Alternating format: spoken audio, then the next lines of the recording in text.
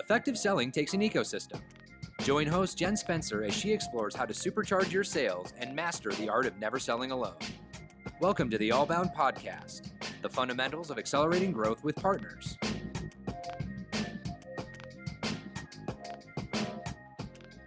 Welcome, everyone, to the Allbound podcast. I'm Jen Spencer, Vice President of Sales and Marketing here at Allbound. And today I am joined by Keith Lubner, who is co-founder and managing partner of Channel EQ.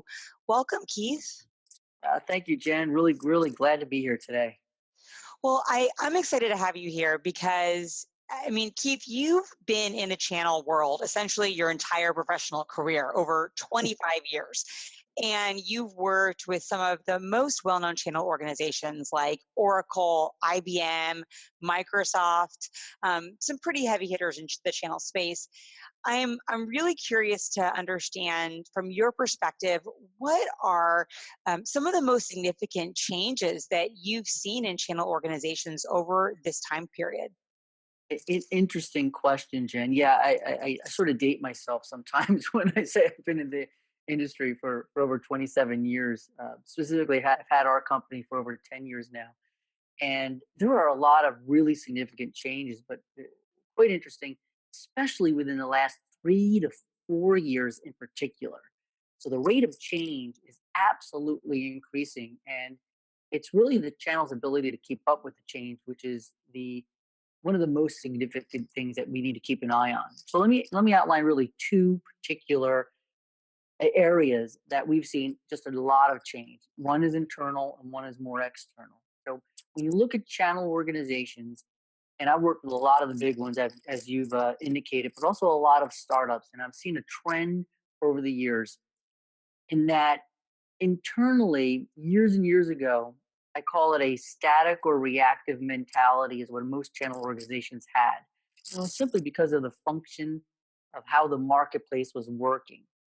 People within the vendor, people within the partner, they manage themselves, they manage partners, they manage deals in a very reactive way.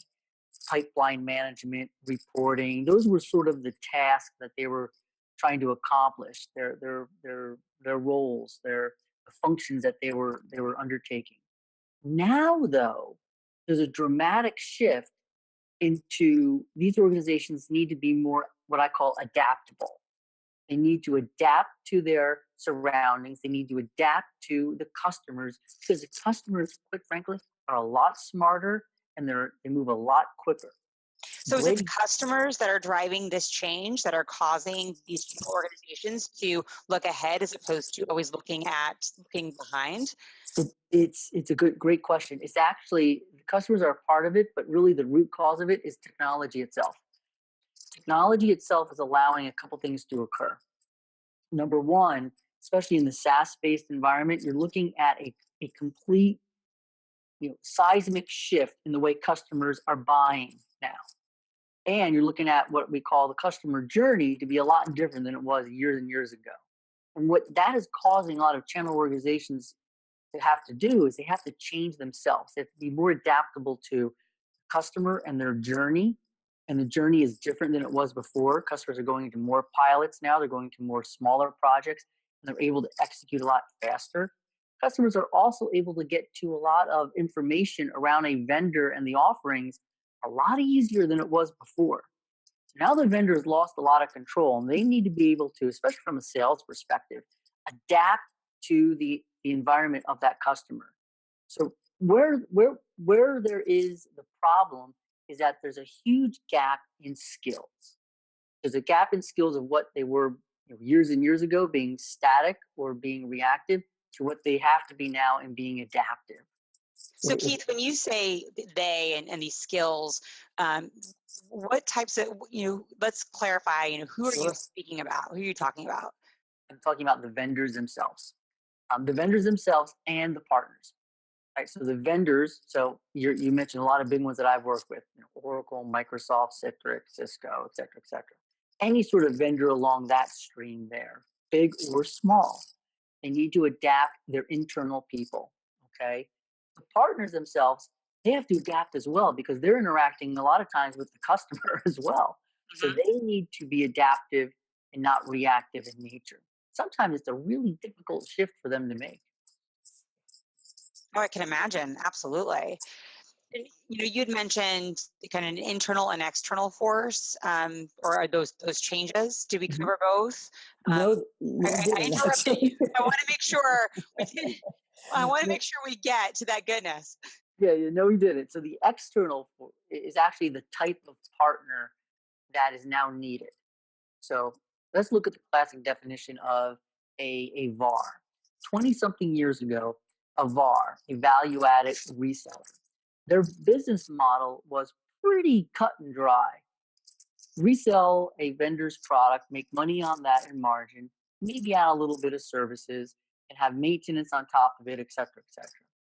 Now, now, the definition of a VAR is very different. That value add component has to take on a number of different variations from, from services all the way through. And the revenue model for that type of partner is a lot different now as well. When you look at selling subscription based offerings, they're not really focused so much, nor should they be, on selling the subscription base. They need, to rely on the vendor to do a lot of that. Because if in the end that partner is not going to make a lot of money, they're not going to survive if they rely their entire business on that. So what they have to do is they have to look at the combination even more so now. They have to look at how they can influence the subscription based sale with the vendor. So they need to partner a lot better on that front. But they really need to look at everything else around it that they can really, quite frankly, add value to. So externally, the change has been in how they have to go to market and the type of partner that they are.